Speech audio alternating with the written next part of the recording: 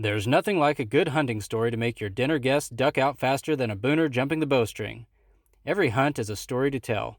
Whether it's your first hunt or you have decades under your belt, every step into the woods yields an experience unique to that time, day, and season. I'm your host, Derek DeBoer, and here are a few of our hunting stories. I need the country. I need the country.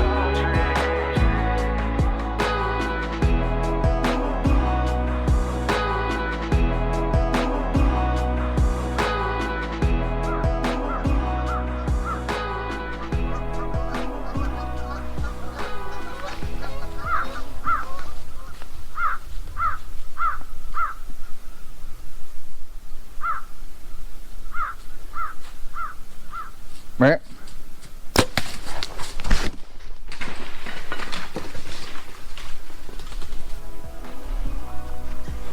He's down.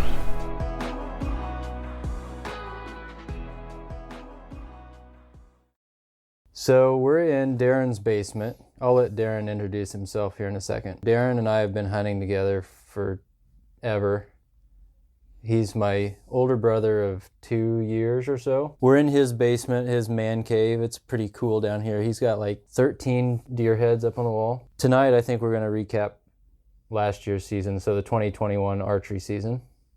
And he'll talk about his hunt there. But first of all, I'll let Darron introduce himself, tell us what he does, his hobbies, any of that stuff. Yeah, so I'm the middle of the three boys that mom and dad managed to raise, and Derek and I are closer in age. We do have an older brother, Dusty, that's about 7 years older than me, and so kind of growing up on the farm, you know, half a generation age gap, I guess, between my older brother and myself. And so by the time I was old enough to do too much stuff, he had kind of graduated and moved out and being successful and going to college and stuff. And so Derek and I grew up kind of crashing around the woods together a lot. And both our parents, for the most part, work full-time in town at their own jobs. And so during the week, once we were off school, it was kind of deal with the livestock and whatever farm stuff needed to be done, and then we kind of had our time to do whatever. I will jump in. It's interesting that even though we spent so much time together, we both have, and I think a lot of people that hunt together, and that's what's cool about hunting, unless you sit in the very same stand all the time or same blind, we have very different experiences, which is really cool because I noticed the other day you wrote down a few notes about some different hunts, and I have very different memories of how those events occurred. So that's what's going to be really fun, hearing your angle on all this.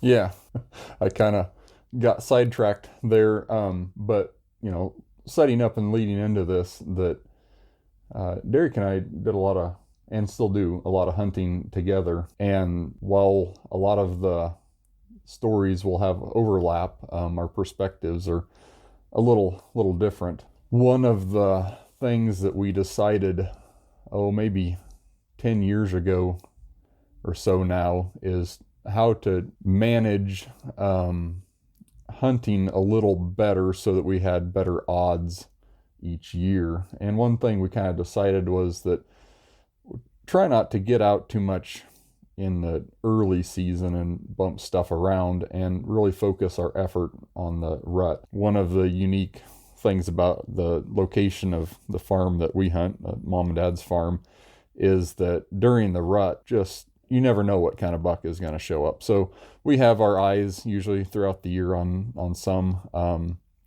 that we would like to see. But once that early November hits, all bets are off of what cruises through there. So we kind of started a tradition of early November, we try to take a week off together and hunt what we call Deer Week. And it's usually the first full week of November. So we've been doing that for a handful of years now. And, you know, of course, life sometimes gets in the way a little bit, but we've been pretty consistent about doing that. So this is Deer Week 2021, I guess, just this last fall. So for me, I believe that started on Friday, November 5th. With my job now, I work out of my house most of the time, and What is your job? I don't really know. I answer emails and stuff. No, I work for an environmental consulting firm. I'm a geologist / project manager, and bulk of my work is site investigation remediation. So think of chemical plants or refineries or railroads or any place where chemicals or fuel has been handled over the years. A lot of times there's little releases and spills and drips and stuff. And so over time those build up, and sooner or later you have to, you want to be a good steward, and also there's regulations dealing with impacts to soil and groundwater and those kind of things. So we help private industries figure out solutions to their environmental liabilities. And I've been privy to some stories. So the cool thing about Darron's job is he gets to travel different parts of the country, and maybe now it's closer to home. But maybe not even investigating, but just monitoring like large rail yards or large sites. Yeah. And some of them have been abandoned for multiple years. And with a keen hunting eye, you're always on the lookout for good deer and turkey habitat. And then that's kind of led to some fun stories, and probably nothing we need to talk about here, but maybe eventually we can figure out what details to gray out and get into some of that. But that's always a interesting find, I guess. Yeah, being throughout a lot of the Midwest on some very prime hunting properties as part of my job, I've had some interesting encounters, and we'll have to talk about that at some point. I can certainly cut out all the client-specific details that shouldn't be discussed, but had some interesting run-ins. But currently with my job, I have a lot of flexibility throughout the day, and kind of as long as things are running right and things are getting done, I can manage my schedule accordingly. But I do have to, if I'm going to be gone for a period of time, I kind of have to plan that out ahead of time. So early on in the year, I pick my week that I'm going to go hunting, and I put that on the calendar, and I just let people know, I'm not available that week, which is great. I never have any heartburn over taking that, whatever week I choose off.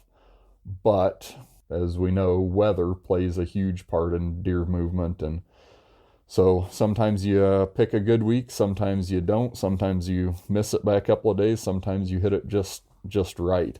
I'm fortunate I can get the time off, but sometimes the timing isn't perfect. So leading into 2021, I took off early on a Friday and loaded up and headed out. I live not quite 3 hours from the farm that we hunt, and so my plan was to get up there early and maybe go check some cameras and just get settled in, everything ready before settling in for a week. And it was really warm and windy on that Friday. I don't remember the exact temperature, but it had to be in the mid 60s at least, with a real strong south wind. I remember driving on the interstate heading west and being pushed around by it pretty good. And so it was about noon or so, and I headed out, and I called Derek and kind of discussed what I was going to do and get up and maybe go check some cameras and then get a plan. And so I got up there and drove out and snagged a couple of cards, and I have a little card reader on my phone, and one of them that I pulled, I plugged right into my phone right away. And I think it was either the night before or 2 nights before, there was a buck that we hadn't seen yet on the farm, had been checking some scrapes, and one that I would have really liked to seen. Which one was that? So this is has some big, almost mule deer splits on his G2s. I know what you're talking about. And I don't know, it could be one that we had seen a few years back. There was one very similar that had double splits, but if I kind of think it's different, but he had similar characteristics. So we definitely had him on camera late December last year. I think he was busted, but I don't Like you said, I don't remember exactly which deer that is, but Yeah, and again, it was one of those situations where we hadn't seen this deer all summer or early fall, so we really didn't know what was around there. But now that the rut is starting to kick in, late October, early November, you never know what's going to come out of the woodwork. So, of course, I see that this guy has been there, and I lost all my patience of, waiting and getting everything ready. I got back to my truck, threw on my gear, and headed right out to a stand. And, wind is blowing from the south, and it's hot, and just not real great Kansas rut weather. But when the deer are out there and it's that time of year, you just got to put in the time. That's kind of been my motivation the last few years, is that you got to put the time in the stand to see him. So starting Friday afternoon, it was my first sit, and that led through actually nine straight days of hunting. 7 of those completely all day sits. There was a couple of days, I think day 7, we had some really, I'll probably get this backwards. Day 7, we had rain, some cold and rain move through about noon, and I got down for a couple hours in the middle of the day because it was raining, and I didn't want to get soaked. And then day 8 was just brutally cold. And I say brutally cold, it was high 20s, but with some wind. And after that many days of setting, I just couldn't do it anymore. So I had to get down for about an hour and grab some lunch and got back out. But that's skipping ahead, but just kind of it was a long week. Basically. Yeah. So the summary of that is, I pick a week and I sit. Try to do the best with the winds and where things are moving, but that's my time to hunt. I got to put in the hours. The downside is sometimes I make some bad decisions. If the wind isn't just right, maybe I'd be better off not setting some of those days. But from what I've seen, when that rut is really kicking in, bucks really that are out searching, they do some pretty dumb stuff. And so I can't think of too many times where a bad wind has busted me with a good buck. Sometimes the does get a little sketchy, so again, I should probably make some better decisions on that, but that's my time. I gotta put the time in. Backing up a little bit, Friday night didn't see anything. Saturday, Sunday, Monday, no mature bucks. Actually, not much deer movement at all. It was really warm. I think it was Tuesday, Wednesday of that next week. There was a front coming in. Weather started changing. The does really started moving pretty good. And the little bucks just kind of exploded out of everywhere and were running pretty hard. I think it was Wednesday morning. Somewhere that midweek was our first, nice frosty morning, and actually did see one of the real nice mature bucks that we were after, quite a ways off with some does. But that time of year, if he's with a doe, you're not busting him loose. So he had no interest, and I grunted a couple of times just to get him to get his head up and look and see what was going on. But he had no interest, and when they're 300 yards away with a doe, there's no chance he's going to come off and do anything. So a lot of days setting in one particular part of the farm, kind of on the east end, and we have a handful of stands set up in that area that the deer really move through there pretty consistently year after year. And depending on what the wind is going to do, you can kind of hop between stands in this one area and hopefully have them out in front of you when the wind is in your face. Really kind of getting into, day 7, 8 is a real grind when you're not seeing mature deer, because they're there. You've got the pictures of them. We have run a couple of cellular cameras, and so, those are your kind of your worst enemies sometimes, because you see what's happening and you want to chase a ghost, he was there 8 hours ago and may not be back for another week. I want to talk about that after the story too, like just talking about our experience with the cell cameras, because I think it's a real cool aspect of that. But you set one up, and that was the most phenomenal thing this season, because I've never even imagined a camera being that productive and giving us so much information. Like you said, it's frustrating at times, but I was glad that you stumbled on that, because I don't think I would have thought of that. But talk about, I don't know, that might have been the first day you went scouting and got that other picture that you set that camera up. I can't remember. Yeah, so backing up even a little further there, I guess, well,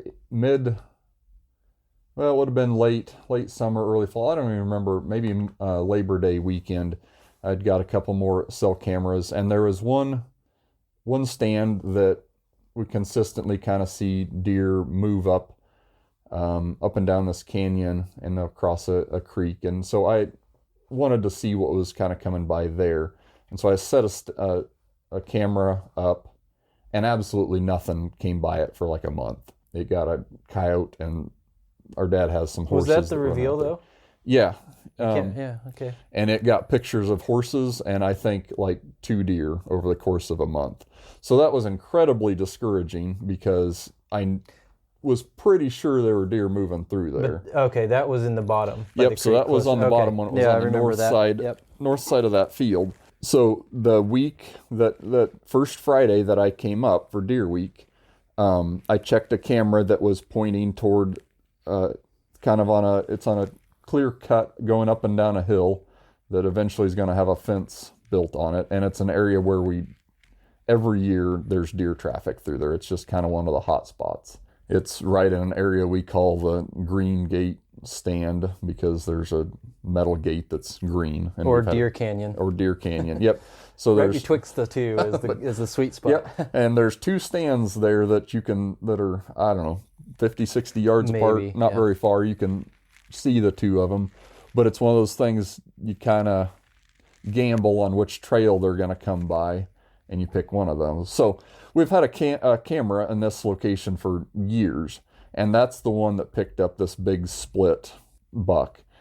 And so I decided, when I was looking there was a huge scrape right at the base of this big elm tree, I think, with a dead licking branch hanging off of it. I said, well, this is interesting here. So I went and retrieved the cell camera that I'd set up across the field, brought it up and set it on this scrape. And that camera just exploded during the nights of this week. At one point, that split, I think it was that splits, wasn't it? Came in the middle of the night, worked that scrape, slept in the scrape for a couple of hours, and then got up and moved off. I, to be honest, didn't know that a buck would do that, but I guess it makes sense. So it was pretty cool. And even a little later on in the week, watched a small buck come in and work this scrape right in front of the camera, and got some cool pictures of that. And that kind of action continued through January. Yeah. A lot of it, of course, through November, on through December, and that gave us probably the best information that we would have. And of course, like you said, the nighttime, right after you get out of the stand, whatever, the timing was always off. But yeah, so it's incredibly neat to set a camera on these scrapes when they're hot, but it's also frustrating, right? Because these bucks aren't routinely checking a scrape. So, I mean, because he was there yesterday at 10 o'clock in the morning, he may not come back by there for another week. He may be in the area, but if he latches onto a doe, he may not check that scrape. So it's kind of a double-edged sword. It gives you a good idea and it keeps you excited, but it can really make you hone in on something, and it's hard to bust away from that, at least for me, mentally. So I knew there were bucks coming through there. I'd seen him working the scrapes. I knew you just got to put in the time, right? Did eventually pass on a really nice young buck that had a G2 broken off, and it's kind of one of those that walking away from you, it's like, oh man, I might have screwed that up. But he's hopefully still out there. He'll be really nice. But by the time you get to day 8 or so, and you haven't had a legitimate chance at one of the real nice bucks that you know is out there, it does start dragging on you. Day 9, so that would be the Saturday, the 13th, was one of those just beautiful, cold November mornings, ones that you just, you know the bucks are moving. It's what you picture early November being, frosty and everything's freezing on your face, and you know they're out there. Well, I sat in what we call the green gate stand, because at that time, though, in the morning, the wind was from the north, so it had been my face. That was a good wind for that stand. And this is just 25 yards or 25 or 30 yards directly east of that scrape. Yep. So you could shoot something working that scrape. It's actually a really nice stand location, except that sometimes the deer will it's on the side of a hill, and with real thick cedars behind it. And if they move through in the cedars, so behind you don't know they're there until it's too late. They're on top of you or behind you. And so that's one of the problems with this, but in front and on both sides, is a real nice view, and you can shoot anything that's coming down the trails there. And a lot of deer have been shot in that area. So it's kind of a favorite spot to set. I did have a handful of does move through the area, early morning, and a small buck chasing around, and they eventually moved off across this field to the north and west a little bit, back toward another stand that we had, and that's pretty typical. They'll go up in that canyon and spend the afternoon on that south facing hillside there. So I let them move through, and watching the weather, I knew that about noon or maybe a little before, the wind was going to switch, and it was going to switch from a north-ish wind to more of a south wind. And the stand that I was sitting on is not a good south wind stand, because it's blowing out in front of you and you'll get winded pretty quick. So I decided that once that I knew that wind was going to start switching, I would move across this field to another stand we had set up. The one that I had the cell camera on late in the summer. There's a 2-man stand we set up there last year, I guess, that I hunted another buck out of. I had sat in this particular stand a couple of times already this year, and I don't think I had a single deer come by when I sat in that stand, but that was my south wind stand for that particular location. But like you said, last season we moved it there. The disadvantage of this location, a lot of deer get shot from this general area. I think I counted 8 on your wall. Probably the majority of yours and mine have been shot from definitely this 100-yard diameter area. A lot of them within a 40-yard diameter circle. But you can see where all these deer are traveling, and there's so much cover, and there's so many different ways deer can travel through this area. You cannot pinpoint it, especially during the rut. We hunt out of ladder stands, and so you watch this for a couple days, and you kind of get a pattern of where those does go or where a particular buck comes from, and that's where you move a stand to, and it's been successful in the past. So it's not like it's just like, well, I'm going to move to a different stand. We have those stands pretty well thought out. So yeah, and one thing that kind of helps us a little bit here is this particular area, there's valleys that intersect a creek, and it seems like they almost always cross at the intersection where that valley comes down and intersects the creek. There's a handful of other spots they'll move, but there's a couple of crossings that are pretty consistent that they'll funnel down into. That said, when they're on the hillsides or the kind of the more open grass fields, there's nothing constraining them, and they'll meander all over. So it's really hard to get on them there. But if you can find one of these little points where they cross the creek or come around the corner of a fence or something, that there's a pretty good chance we have a stand there, because that's where they will eventually show up at.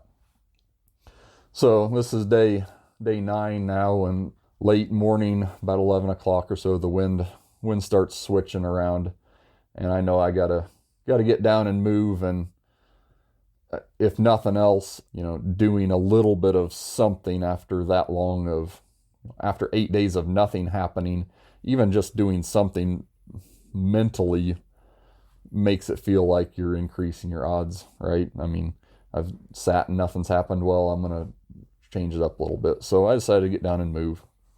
I'm not terribly graceful in the middle of the day when everything is dry and crunchy. So not terribly stealthy making my move this, whatever it is, 200 or 300 yards. Got to go through the trees a little bit and cut across the corner of a pretty open field and get into this other stand.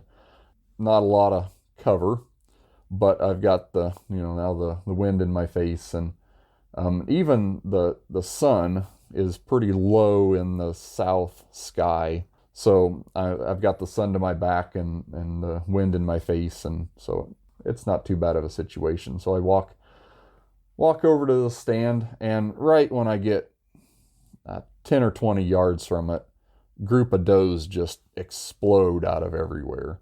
And it's the group that I had watched earlier that morning kind of feed over to that part of the pasture there.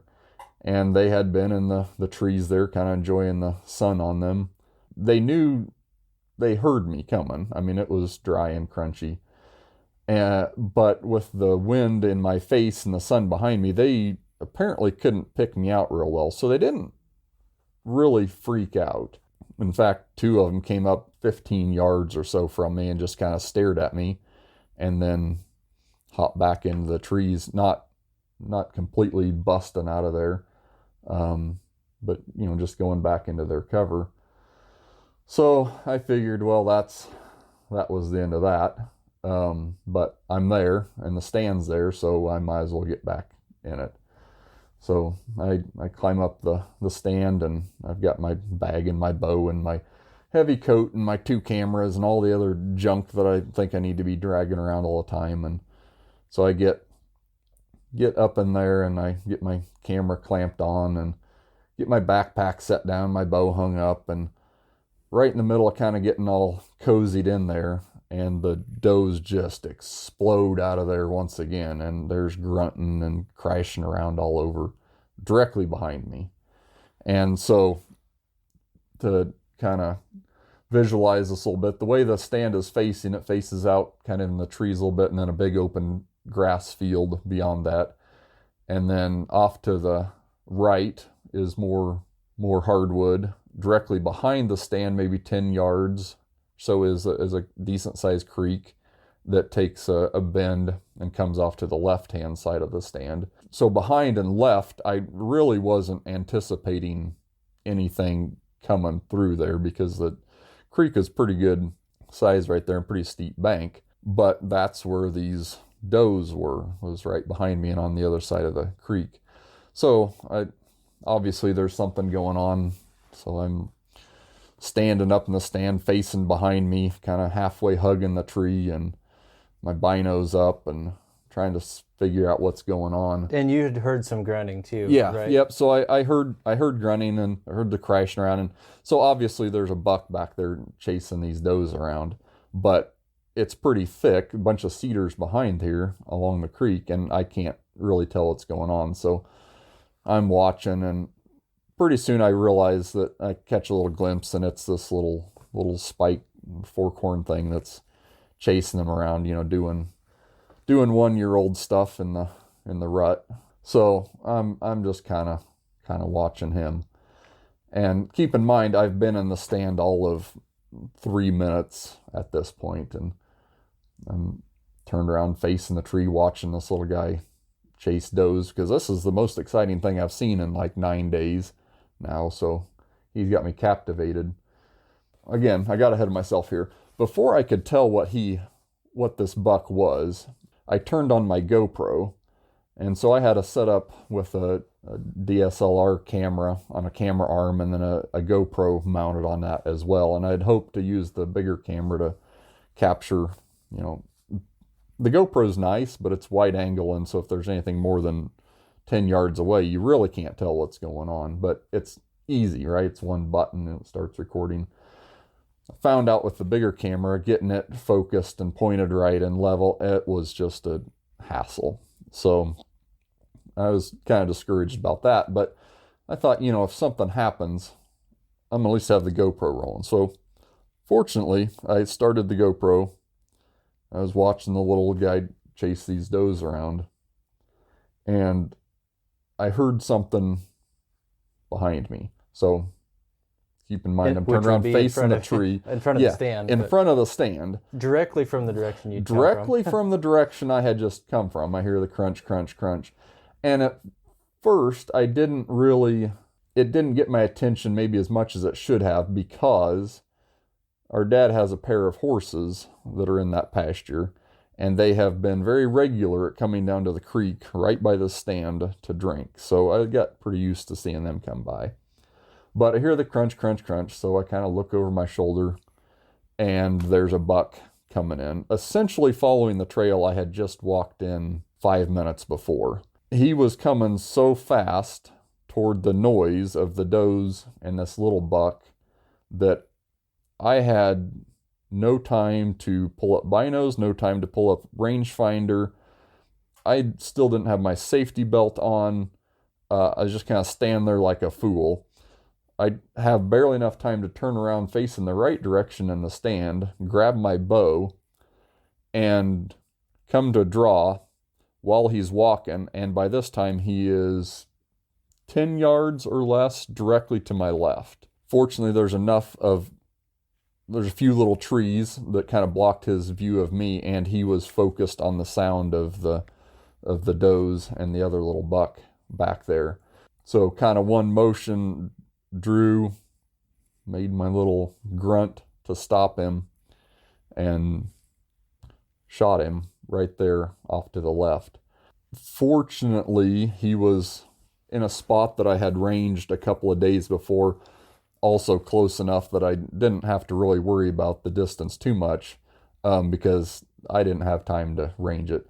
10 yards, pretty, not too difficult of a shot, but when you make that shot and it goes through and sticks in the shoulder on the other side, leaving a big chunk of the arrow sticking out, you get that sinking feeling of, oh boy, I think I just hit him in the shoulder. Yeah, you always wonder. And it is hard to judge exactly where that arrow goes, even if you feel good. Yeah.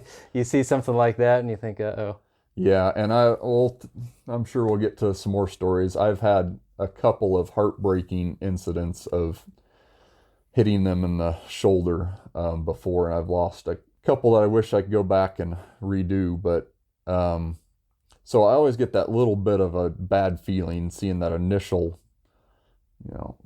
got 20 inches of arrow sticking out of the deer, but it hit him so hard that he turned to his right and bailed off the creek bank, which is about a 6-foot drop or so, and essentially face planted right on the gravel bar right on the other side, and scrambled up, crossed the creek into the cedars, and disappeared. I actually, so fortunately, had the GoPro rolling and captured the shot, him walking in with my back turned, and captured the shot almost perfectly. He jumps out of the frame, well, kind of behind me because my body's blocking it, but you hear a huge crash and the rocks skittering all over, and then he takes off. So it happened so quick that you're kind of like, wow, what... Those are sometimes the best situations. You just have time to count the points, Yeah. come to full draw, let it go. Yeah. You don't have time to get worked up or anything Yeah. like that. That's Yeah. kind of a good scenario. So that is, there's that side of it, but there's also the side of, okay, I made a really quick shot that I kind of doubting myself on now. And I didn't get to watch this deer very long. I really don't know what he is. I mean, I can tell he's, he was a shooter, but, I don't know which one he is. I just saw a deer coming in that was decent, and I decided to shoot at him. So, happened just in the blink of an eye. So kind of sat down and composed myself, and I thought, well, the way he reacted, that shot had to be pretty decent, but I want to know, because like I said, I've hit a couple in the shoulder before, and it's a bad feeling. So I kind of stowed my gear, and I got down, and I went and looked just over the creek bank where he came off of there, and found the arrow broken off and just blood everywhere. So I felt pretty good then. When you see that much blood, this is, I gave him a little bit of time, but this is probably going to turn out pretty good. So went back, got all my stuff out of the stand, got down, kind of dumped it out on the edge, and texted my wife and texted Derek and stuff, and gave him maybe 20 minutes, half an hour, if that. And once I crossed the creek, I could actually see him laying on the kind of the hillside about 50 yards away. So I didn't even have to follow the blood trail, because I could see where he was. But I did decide to follow that, just confirmation that things were good, and it was definitely a decent shot. I think with the angle, he was not even quartering, turned just a little bit away from me, but the arrow went behind the close shoulder and then hitting the far shoulder. And with him having, I'll have to look at the video, but with him having been walking, maybe when he stopped, that backside shoulder was cocked back. I can't remember how that was, but that sometimes happens.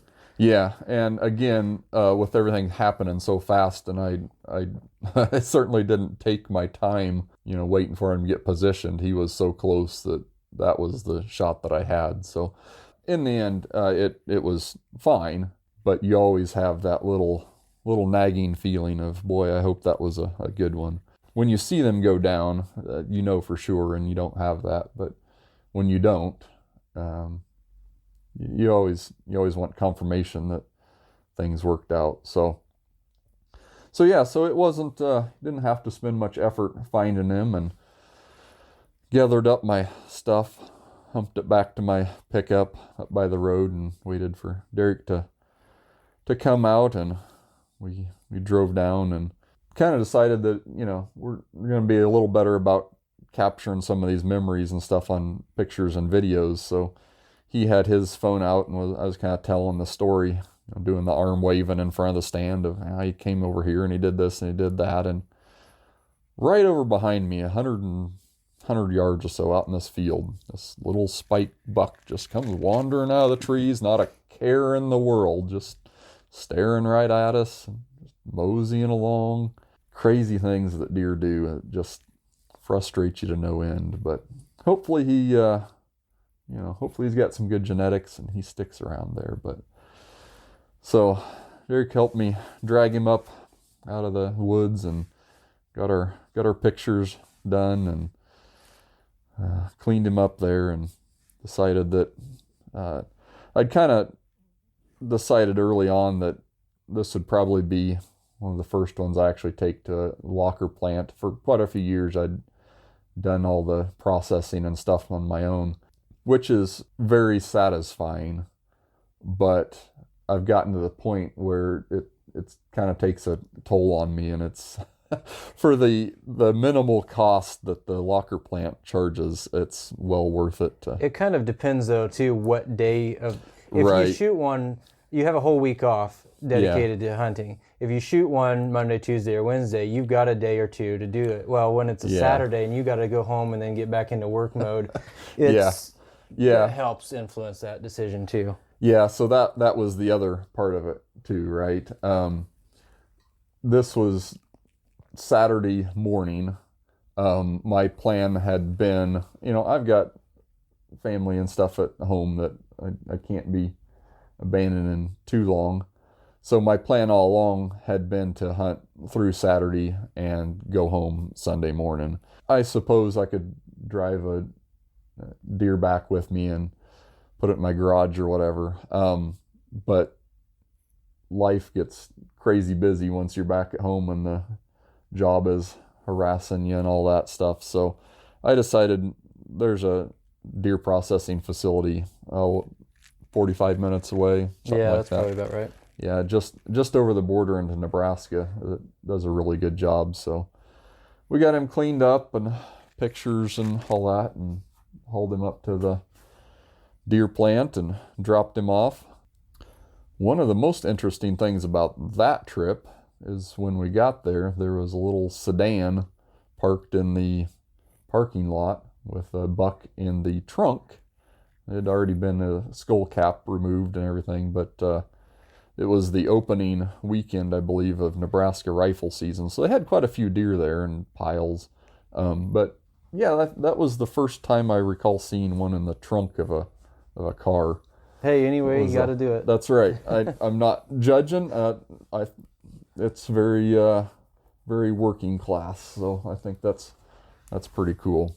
So describe the buck. We haven't really talked about him. He's a 10-point. Yeah, 10-point. Not a real old one, probably a 3-year-old. I had, to be honest, no idea on scores. I haven't measured any deer for quite a few years. About ear width or so. Nice, dark 10.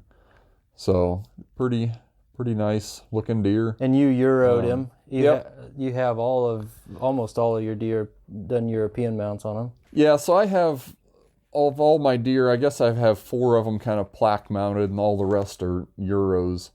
I really like taxidermy, mounted shoulder mounts and all that kind of stuff, but they take up a lot of room and they take up money that I would otherwise spend on the rest of my hobbies.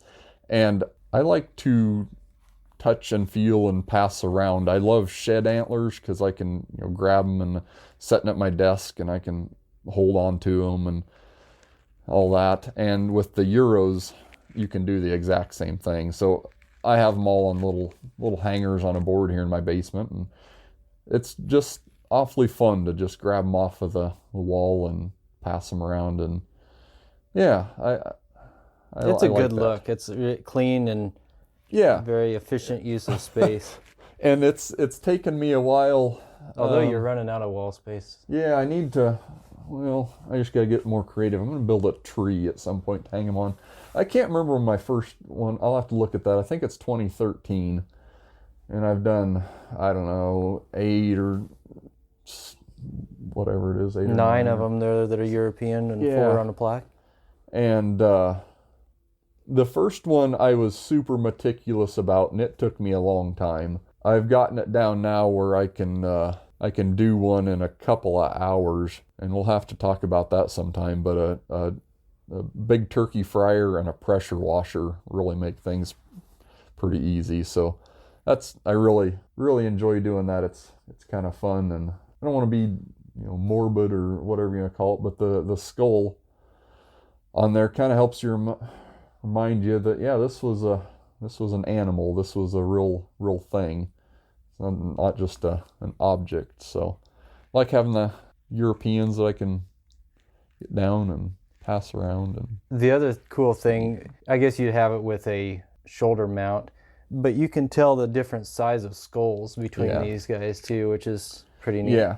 Yeah, and that's a neat point too. I've got a couple of young ones, and I've got some pretty old bucks. One thing I'll have to get into aging deer at some point too. I wonder how long you can, after you've shot one, that you can send a tooth off to do it. But I have some that you look at particularly the bases on the skull, and then I don't know what they're called, the growth plates or the seams, the little wiggly lines in the bones in their skull.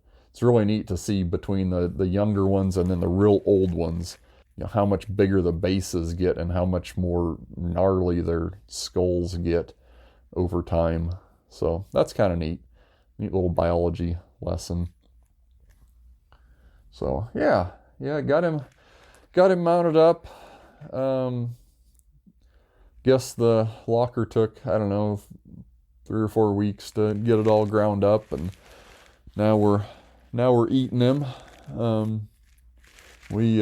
I'm pretty non-fancy when it comes to my deer meat. We pretty much use it in replacement of ground beef, so keep the back strap and the tenderloin and just grind everything else and use it as a substitute for ground beef. So that's what we're doing. Well, I'd say congrats. That was a fun hunt. That was the second year in a row it's been kind of a hot struggle for that week that we hunted. Yeah, and I don't know how to... You're always taking a chance when you kind of schedule something, but you know that no matter what, early November the bucks are going to be moving. It may not be all week, but you're going to, in a 7-day span, you're pretty much guaranteed one day at least where there's going to be real good movement. Yeah, and you talk about how fast that shot happened for you and how the timeline of it. That's about how that week plays out. We know that you're probably only going to get one opportunity at a deer that you want to shoot. Yeah. And you've got to be ready to take it, and you don't have the time really to judge them. Yeah. And so we're fine with that. We're out there to harvest a nice buck if we get the opportunity, and that's just the nature of the timeline of when we're hunting. And maybe that'll change. Maybe someday we'll have a month of vacation time to dedicate to this, but right now that's not the case. So yeah, and it's kind of interesting because thinking back, and this is kind of a byproduct of where we hunt, the geography and the terrain, the trees, and the way the farm lays up. There's not many of the deer that we've shot that you've been able to watch for more than a minute before you have to take a shot on it. Things happen pretty quick. I have a couple of them. Actually, I think only one of my bucks that I've watched come in from a distance, where I've seen him a couple 100 yards out and I've been able to judge him and decide, yeah, this is the one I'm going to shoot.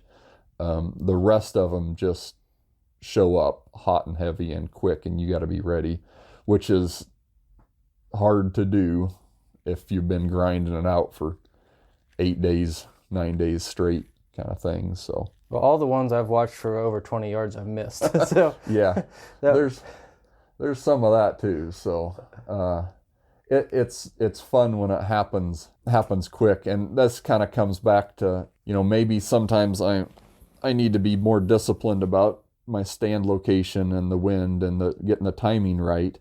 But when all your experience is that things happen in 5 minutes or less, you got to put in the time to make that 5-minute encounter happen. So that's kind of been my philosophy for a few years now, and I'm getting a little better at dealing with the wind and stuff, but you got to put in the time. I think it was 90 hours in the tree stand, if I tallied that up right. So over 9 consecutive days, the first one being just kind of a half a day and the last one being a half a day, a total of 90 hours into that deer. So it's kind of interesting to think of it that way. And I only live 10 or 15 minutes from the farm, so I can sneak home, which is not the best deal when you're trying to grind it out. But it was funny that day you shot that deer, that Saturday morning, like you said, it was a really nice morning, frosty. I had a little bit of action, but pretty much everything was done by the time the sun was over the hills. And so my wife and kids were home. I'd hunted all week, kind of seen similar things, similar results. And so I thought, well, I'm going to sneak home real quick, have lunch with them, and then I'll get back out. And I no sooner get home than Darron texts me that he shot one. And that's really cool. You play this out in your mind, okay, I'm going to shoot one this morning, and then I'll make these calls and text everybody, That's never the way it happens. Yeah. It's so random, and that's the fun part of it. Well, and that's the crazy thing is I kind of try to think back on a lot of these deer. Like I always picture in my mind, that perfect deer morning, early November. It's like, right at little after sunrise, and the sun's coming up, and the the frost is maybe starting to melt off a little bit, and that's when the big buck's up and moving. And looking at all the deer up here, like at least half of them were midday-ish or afternoon kind of bucks. And that's something I always have to, remind myself at 11 o'clock in the morning when I want to get down and go take a nap, is that a lot of these encounters happen throughout the day, and that time of the year, bucks are moving, so you gotta be there. But it is a little hard to stay motivated sometimes. So I want to ask you a couple things: fixed blade or mechanical broadheads? So on this one. Yep. So this was mechanical Rage hypodermics. I've used those for maybe 4 deer or so. I don't know. I should probably do a little more testing on that. I know there's all kinds of good stuff, but I know I have confidence that these fly like they should. They fly as good as my field points. So that's really what I'm after. And I shot fixed blades for a long time too and had good results with those.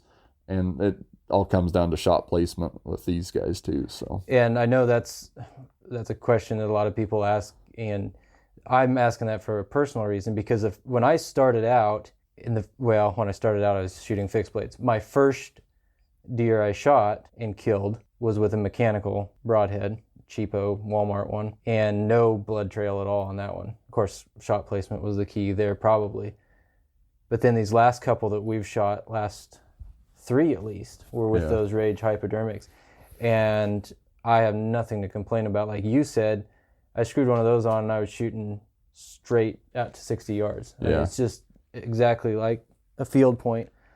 And so I have no reason to change at this point. But I have heard of other guys using that broadhead, and they say you'll love them and hate them because of probably shot placement.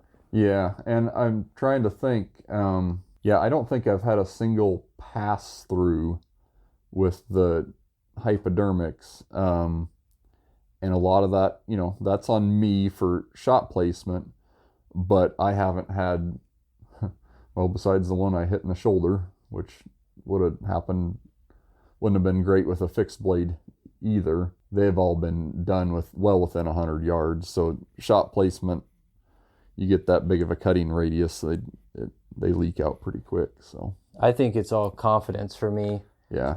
Because I remember with fixed blades, and this is my fault because I never actually went out and purposely bought a package of broadheads, tested them. Yeah. I had some gifted to me. I had some left over from this and that and screwed them on, and they never really fly true. Well, now I have the confidence. I know I'm going to hit where I'm aiming, and that's a big part of it. What's another piece of equipment that you used that either you thought helped you, or I don't want to get too like we know anything about this, but I do find it interesting because I'm the kind of guy that I'm not going to go test things out. Yeah. I'm going to rely on somebody else to give me good information. Yeah. And then I'm going to see if I can afford it, or if it sounds like something I can use. And that's just all there is to it. Well, I'll talk about my deer whistle. No, I do have a flex tone I really like. I don't know that it... I used that once this year, and the buck freaked out. And I think I might have been too loud on it, but I don't know. So I've got some grunt stories too, but... He didn't scare off. He heard it. Yeah. He turned around and he left. Yeah. So... it's kind of one of those things that they're either going to come into it or they're going to ignore it. But as far as essential gear, so I'm going to you asked for one thing. I don't know if I can do one thing. I'll bust out 2 things. One, good pair of binoculars will absolutely help you see more deer. I went years and years and years with the cheapest. We didn't have budget for hunting gear, right? So we bought the $20 pair of binoculars at Walmart, and you could tell there's a deer, but a decent pair of binoculars really, really helps. You see a lot more stuff. So I really enjoy. I've got some Athlons that I've been running for a couple of years now, and really like those. I'm going to be a little more controversial on this one and stir up some traditional folks here, but cell phone has kept me in the stand for these couple of years where it's just been super hard. I know there's people that say, well, why are you on your phone in the tree stand? You need to put that away. Well, if I don't have something on these long weeks where I may go an entire day and see one doe, if I don't have something engaging, I'm not going to be able to stay in the stand. Part of that is sharing that experience with other people that are in either the same situation or a different situation. It's pretty encouraging to be able to see what everybody else is experiencing kind of real time too. So yeah, and I get why that could be controversial, but I think only to people that I'll just say don't get it. Like they never, the old guys, possibly because they didn't have, if they had it then they would have. Yep, absolutely. You can't say, well, back in my day we killed deer and we didn't need phones or weather apps or whatever. Well, that's true, but I guarantee you if you would have had it, you would have used it. Yeah. It's another tool. That said, I'm not creating TikToks or whatever in my tree stand, but being able to share that experience with other people that are doing the same thing is pretty cool. So. Yeah, and this is going to get pretty deep here, but you hear so many negative things about social media. We use Instagram. You're better about it than I am. Why do we do that? We don't really have hopes that anybody's going to want to follow us. But we talk about this a lot, and it started with taking pictures of our deer. Mm-hmm. We wish when we started we knew how to take a better photo of a deer. And we have some, and they're fine, because you look at that picture, even if it's not a great picture of the deer, your imagination can make up the rest of it. Yeah. We're taking these pictures for us because, let's be honest, when we're at our desk at work, we're going through these pictures and we're remembering these hunts, and that's just the fun part of it. Someday, well, I don't know if print pictures will ever be a thing again, but our kids or somebody will come across these pictures, and they'll be able to remember that. And we're not doing this for anybody else. We don't care about any attention. In fact, in some aspects, the less attention, the better. Right. But it helps with the enjoyment. It really, for me, it brings it into the other 364 days a year, 365 this year, that you're not shooting an animal. Yeah. And that's because there's so much more to enjoy than just the kill. It's interesting because how different people use social media or technology or whatever, but there's something pretty cool about me being in a tree stand in Kansas and a coworker being in a tree stand in Minnesota. Completely different types of hunting, completely different weather conditions, completely different deer activity, whatever. He sends me a picture of a blood trail in the snow up there, and I send him a picture of a possum eating a hedge apple or something in Kansas. And having that connection over that kind of distance with people that you wouldn't otherwise be able to share these experiences with is just pretty darn cool. Okay, enough of that. Talk about cameras in the tree stand. I started out, that was my way of hunting. We grew up a couple seasons into Real Tree and that was their way of advertising their monster bucks. And so we enjoyed watching those videos, and then it became apparent, hey, we can kind of do this. So that's how I started. You were hunting, I would go out and just film. I wasn't filming you hunting, I was just filming deer and squirrels and whatever. That got expensive without any real results, and cameras progressed faster than I could afford. So dropped that off. But here in the last 2-3 years, we started back into that, and kind of the same reason we're talking about with taking pictures, more just we're already doing it, let's just record it, because it's so much fun to go back and watch it. I'll have you talk about your experience with like the pros and cons, that just real quick, and then I'll tell you what it's brought to me that's helped me out.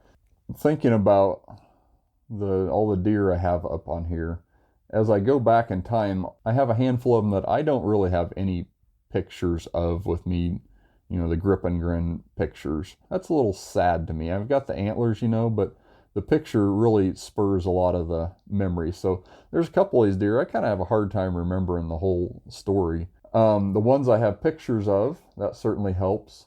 And then in the last, I guess 3 years, I've kind of started trying to film through the week. And if I can film a shot, that's pretty cool too.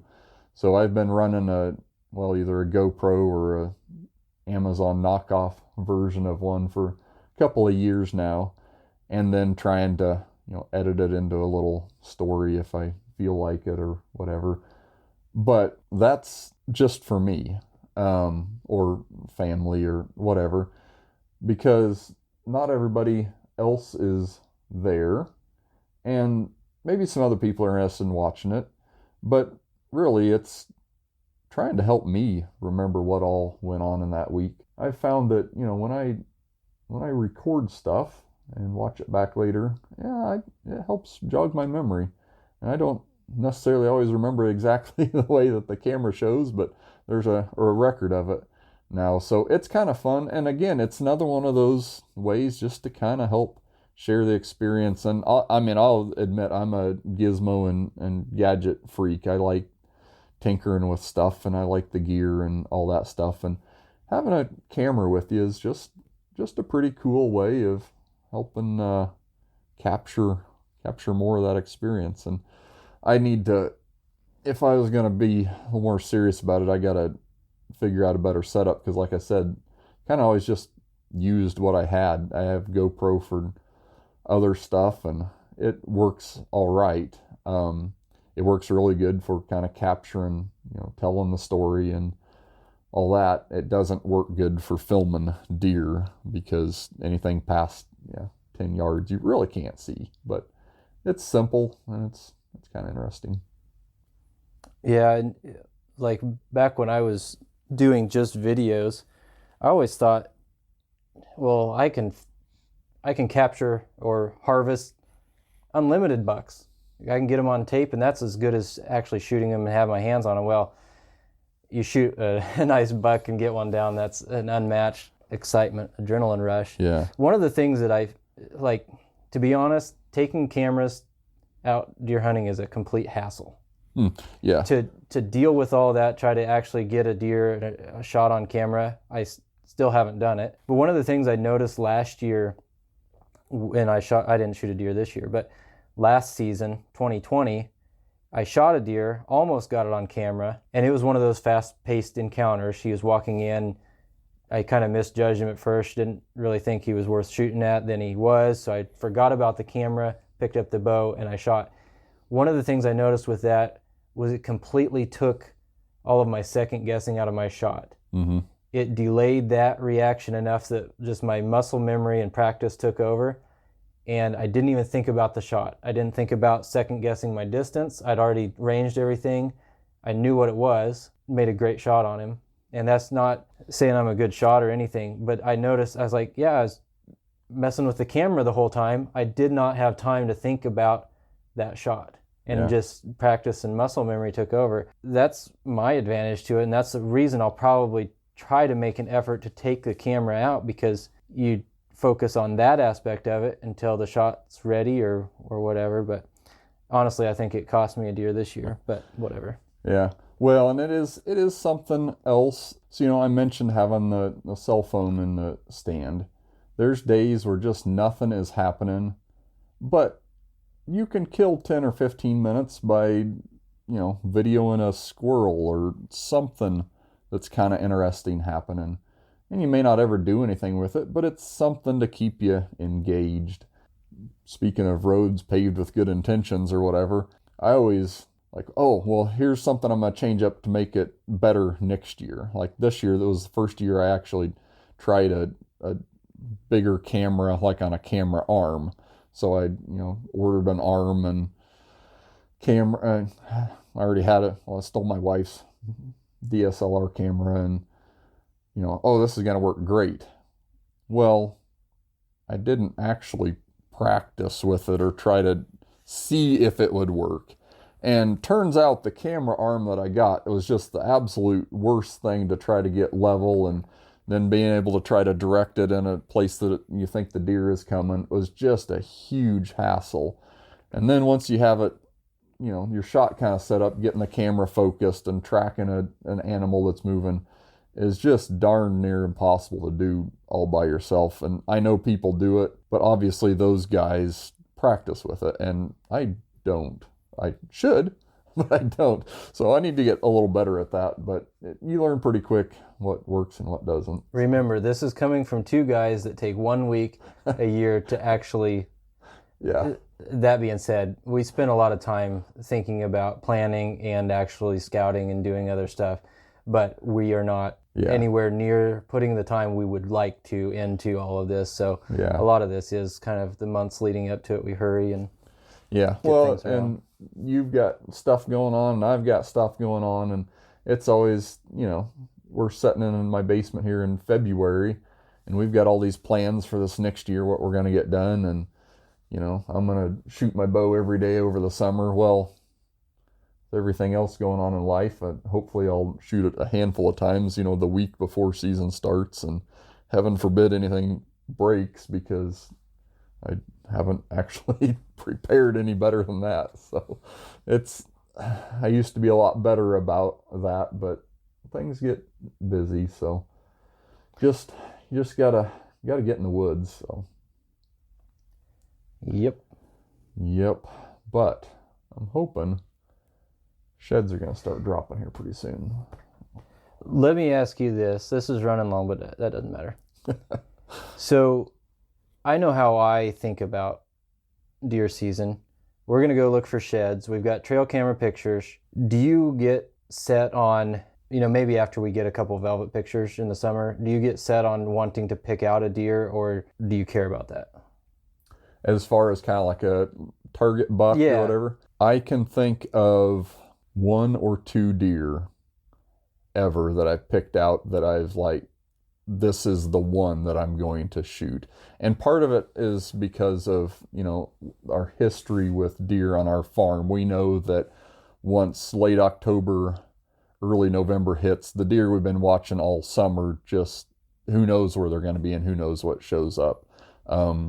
Last year we had that crazy wide one that we had been watching regularly, probably the most pictures we've ever had of a single buck. Yeah. All the time. I was convinced either you or I was going to get that one right away, because he was there all the time. Unfortunately, that didn't work out. That was one that I had picked out that one of us was going to get that one, no question. Other than that, no, it's neat to see what bucks are growing, but my plan once deer week hits is to find a mature deer. And to illustrate part of our problem, you remember, this is probably 5 years ago, let's say, maybe longer, longer than that, had to be longer. We had a 6-point, and he was a 6-point for 3-4 years running. Yeah. I saw him 5 miles north of us in a cornfield, and then I think our uncle has his shed. And we were getting pictures of him fairly regularly. So you think about that and the time period where we're hunting during rut. Yeah. It's pretty unreasonable. Now, I'll be honest, like you, that wide deer last year, I thought we had a pretty decent chance. Shoot, I filmed him with my phone out of the barn in our barnyard. So that's how close he was. Yeah. And then I thought that great big one, we had him patterned every 3 months. He would come through the... Yeah, just had to pick that one afternoon every 3 months. And well, I hear that's actually a thing if you can figure out what day they were moving. Yeah, we were just 1 year off. He got shot this year, I guess. But well, and he was quite a ways away too. So yeah, his sheds were found. I think I got this figured out. The fellow that hunts the property south of us actually had some legitimate shot encounters with him, didn't shoot him at him, but it seems like he had a loop that would bring him through. We were probably the north part of that loop. His sheds were found 1.5 miles south of us, and he was actually shot this year about 2 miles southeast of us. And so that was kind of his loop. You think about that, man, Yeah. we didn't have a chance. But Yeah, well, and it's kind of interesting because where our farm is kind of in a right angle formed by two fairly decent sized rivers. And it would be interesting to see, I mean, they're not huge rivers, but they'd be fairly significant barriers for deer movement, I would think.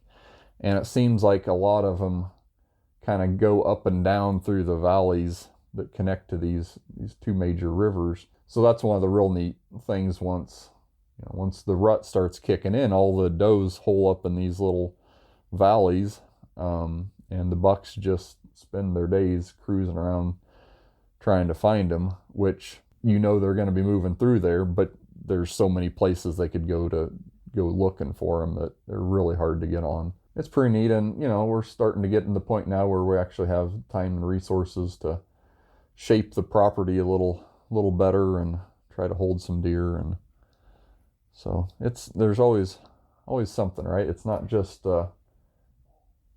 getting a deer down is an incredibly small part of the story.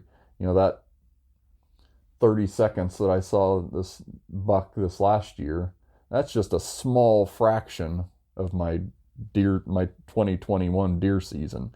I mean, it started picking up sheds last February or March, it started the day after you shot your deer last year. Yeah, day after I shot mine last year. We were putting up feeders and getting stuff around, and it goes year round. So it's cool to get one down, but that's not the whole story. And you don't want to think that a year is wasted. Yeah. Even I didn't even tag one this year, but I had such a fun season.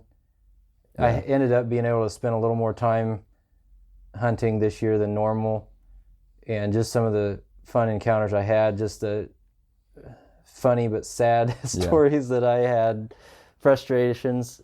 Yeah. It's so fun, and it gave us, there's a legitimate chance we might actually figure out one of those bucks for next year. We'll see.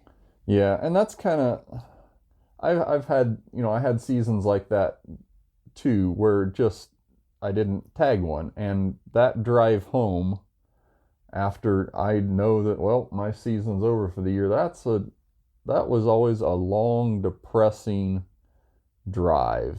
51 more weeks till I get to do this again. But say what you want again about the social media and the pictures and the video and all that stuff, but that really helps capture the story of that season. And when you have that stuff to kind of look back on and think back on, you're like, well, no, there were a lot of neat memories, a lot of neat things that happened that year or that week or that day or whatever. And I tend to forget them if I don't have a picture of it or something. So yeah, and I thought of this the other day. We are very fortunate to have the farm to hunt. Some people don't have that, and maybe the Instagram, whatever media that they use, let's say they hunt they just go out on public land or something. Well, they're not going to do that all year long, like we might have the possibility of. So, their experience is interacting with other people, their friends, their buddies, and that's the enjoyment of it. It kind of expands your ground, and we can enjoy, like I have a buddy in Texas that comes up and hunts, and he hunts a little in Texas too, and that's really the only way we stay connected is through hunting, and we get to enjoy that all year long, just going back and forth. So that's a fun part of it. I feel like we're kind of turning this into a casserole of random thoughts, but sometime we need to talk about the farm a little bit more. So our folks have had that a little over 30 years now. Like I was almost two, so 32 years. Is it 90 they moved there? April 89, I think. Yeah, something like that. That was the only home we've ever really known or remember. And so we spent, we grew up our entire lives there, and that's where we've hunted our entire lives. I would really like sometime I wonder if because we've been there our whole lives and we think we have the deer kind of figured out and where we need to be, if we're really missing something. Well, yeah. I think it would be neat to have somebody else go in fresh and say, this is how I would approach this situation or that situation. And, a lot of it, 30 years of history, this is where the deer have always been. This is, eventually they'll come here, and this is where Dad's been seeing them. So that's where we need to be. And we've gotten kind of used to a lot of those spots. I wonder if if we're missing something. So that's kind of neat to think of. I've thought about that. You and I have kind of talked about that and glanced on it. That is one of our goals, I think, for this year, having a real objective approach to the farm. And I've got a buddy, he's closer to our parents' age, and he's a very good hunter. And I've talked to him about that and kind of complained to him about that. We look at the areas that we have tree stands in. Well, the one you shot your deer out of this year has an old platform stand nailed in the top of it. A lot of these locations are where these older hunters, generations before, hunted out of and probably had success. And it's hard to argue against the success we've had in that particular location. Right. And we've kind of set up to the west end, and now we've shot a handful of bucks, nice ones from that location. So we're starting to figure it out, but I do agree.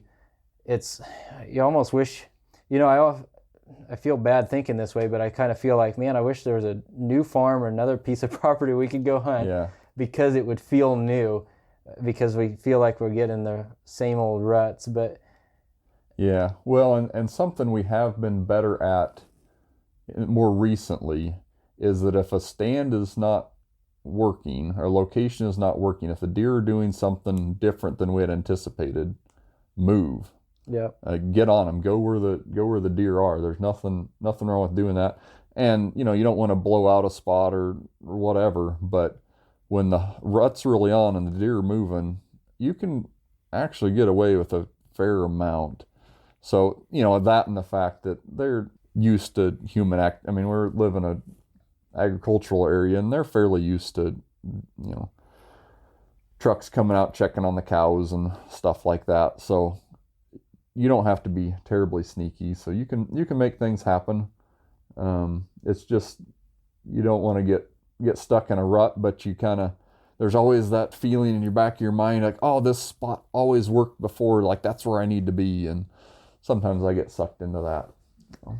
I think there's two things that would be really cool if we could change. One is time, because we just don't have the advantage of taking any days off that we would choose. We do choose that week, but there might be a week in October, a couple days in October, and especially now that we have the cellular cameras, it would be nice to be able to pick and choose. So that would be neat to change, and probably a possibility. The other thing is, the section of land we're in is actually, a section of land is a mile by a mile. We're actually more like a mile by 2 or a mile and a half by 2. It's kind of a weird shape. And we are landlocked, so our only access is off of the north part of our farm. And with winds and different deer patterns, it'd be kind of nice to be able to come in off the backside, but that's just not a possibility.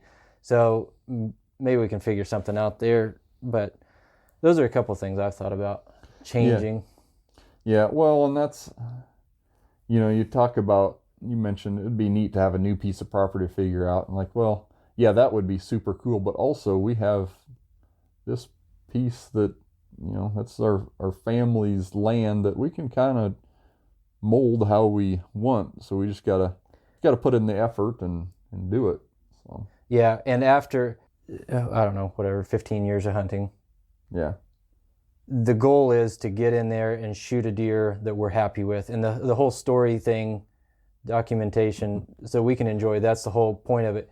I don't know that I would enjoy anymore going on a brand new piece of property and shooting a deer in the first 2 or 3 days. Yeah. I don't know that would mean as much anymore now that I realize what goes into all of this and just the actual part of it I enjoy. Yeah.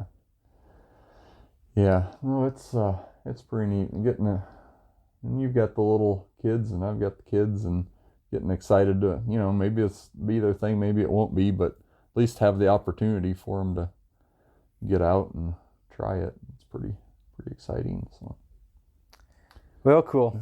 Well, let's call that one good for now, and we've got a whole bunch of other deer to talk about when we remember the details on them. Yeah, we got lots of stories, so probably forget them faster than tell them, but that's all right. Oh, we didn't talk about snacks. You want to talk about tree stand casserole? Let's do it real quick. What's your recipe? What do you bring to the stand? So, it works out really well that Deer Week is almost always the week after Halloween. That provides a really good opportunity to harvest candy from your children. So most of the Halloween candy disappears. And if you grab some of that and cheesy crackers and trail mix, and you just kind of randomly open all this stuff up and dump it in a bag, makes for some pretty good tree stand food. Because what you want is a sugar high by 10 o'clock Yeah. and then a crash by noon, so that it's really hard to focus. And it's even better if you, like, for breakfast, right when you wake up, eat some chocolate donuts and a Monster Energy or something. Because, you want to be really jittery right when the deer start And moving have to in go to the morning. bathroom by sunrise. Yeah, and it's particularly, if your stomach doesn't enjoy it, that's even better. So, yeah. All right. That's it. Yeah. Do you have more? No. For another day. For another day.